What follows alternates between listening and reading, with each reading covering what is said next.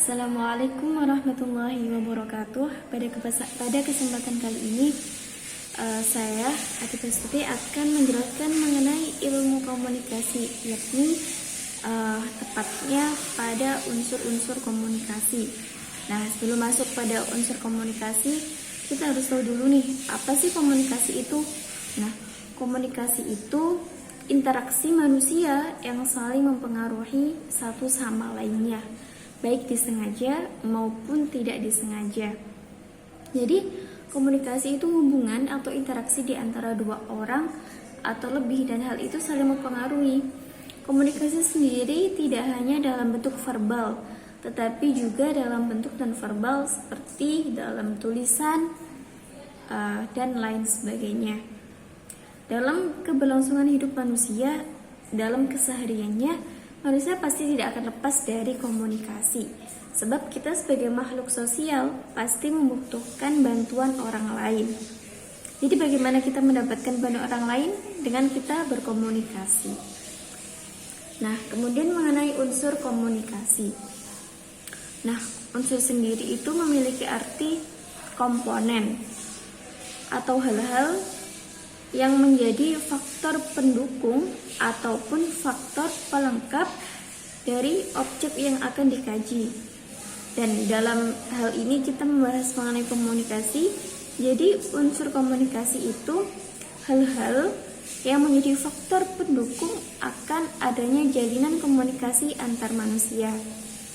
Nah, kemudian mengenai unsur-unsur komunikasi di sini menurut Laswell, beliau mengatakan bahwa unsur komunikasi itu ada 4 hal. Yang pertama ada komunikator, yang kedua ada pesan atau message, yang keempat yang ketiga ada komunikan, dan yang keempat ada efek atau dampak. Nah, yang pertama mengenai komunikator. Komunikator ini disebut juga dengan source sebagai sumber atau sebagai sender, pengirim pesan.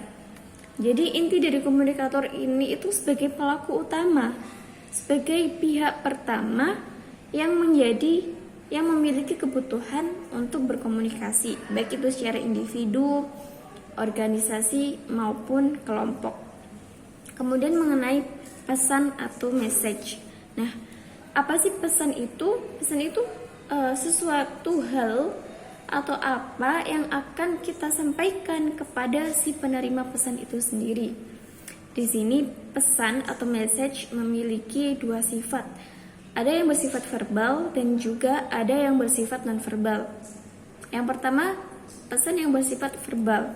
Di sini terbagi menjadi dua macam lagi. Ada yang bersifat oral dan juga written. Kalau yang oral itu komunikasi yang dijalin secara langsung atau secara lisan. Jadi misal ada dua orang nih saling berbicara sesama teman mungkin. Nah, itu dikatakan komunikasi verbal oral, yaitu komunikasi secara langsung. Dan yang kedua ada written, komunikasi yang dijalin dengan tidak langsung atau bisa melalui tulisan. Jadi sebenarnya tulisan-tulisan atau novel itu juga bentuk komunikasi dalam bentuk pesan lain, yaitu dalam bentuk tulisan. Kemudian pesan yang bersifat non-verbal, yaitu gestural communication. Jadi misal kita berbicara kemudian pakai gerak-gerik atau rubahan leher, tangan, itu juga termasuk komunikasi nonverbal. Faktor yang mendukung adanya komunikasi itu sendiri. Jadi adanya gerakan tangan ini juga sangat membantu dalam komunikasi. Nah, kemudian unsur yang ketiga di sini ada media atau channel. Yaitu media itu sebagai saluran penghubung dari alat untuk menyampaikan pesan dari si komunikator kepada si komunikan. Jadi tengah-tengah lah. Jadi media dalam komunikasi itu bisa secara langsung, yaitu dengan tatap muka. Ada juga yang tidak langsung, yaitu melalui media cetak, elektronik, koran-koran, itu termasuk media cetak. Itu juga sebagai media komunikasi. Nah, kemudian yang keempat di sini ada komunikan. Nah, komunikan ini itu baik individu, saya sendiri mungkin, kelompok, perwakilan organisasi, dan lain sebagainya. Itu disebut juga sebagai pendengar. atau si penerima pesan. Dan di antara komunikator dan juga komunikan itu bersifat dinamis dan bisa saling bergantian, di mana hal ini akan memberikan feedback atau hubungan timbal balik yang bisa dibagi menjadi verbal maupun non verbal.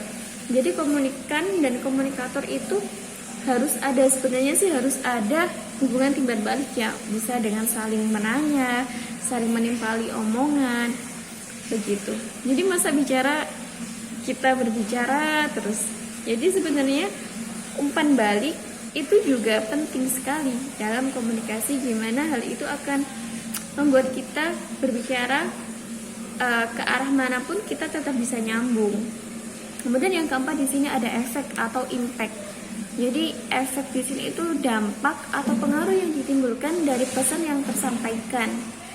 Jadi pesan-pesan sendiri itu ada yang bersifat positif atau yang bersifat negatif, tergantung bagaimana kita menyikapi pesan yang disampaikan itu sendiri.